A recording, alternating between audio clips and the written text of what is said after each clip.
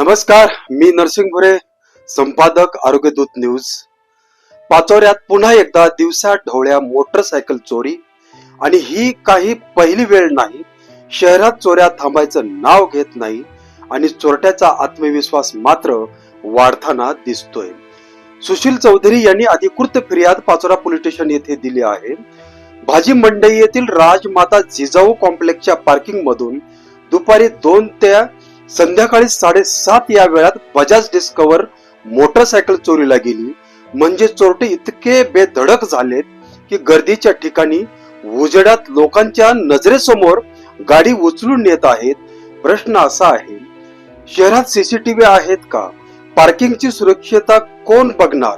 आणि सततच्या चोऱ्यावर ठोस कारवाई कधी होणार? सामान्य माणूस दिवसभर कष्ट करून गाडी घेतो आणि काही मिनिटात ती गायब. 30,000 रुपयाची गाडी म्हणजे एखाद्या कुटुंबासाठी मोठा आधार असतो. ही फक्त गाडीची चोरी नाही, हा कष्टाच्या पैशावरचा डाका आहे. पोलीस यंत्रणा आता फक्त नोंद न घेता कठोर कारवाई करून चोरट्यांना धडा शिकवण्याची वेळ आली आहे. शहरात गस्त वाढवली पाहिजे, संशयितावर कारवाई झाली पाहिजे आणि नागरिकांचा विश्वास परत मिळवला पाहिजे. आणि नागरिकांनो, गाडीला डबल लॉक करा, सीसीटीव्ही असलेल्या ठिकाणीच पार्क करा. संशयास्पद हालचाल दिसली तर लगेच पोलिसांना माहिती द्या. चोरटे धाडसी झालेत, पण आपण जागे झालो तरच हे थांबेल.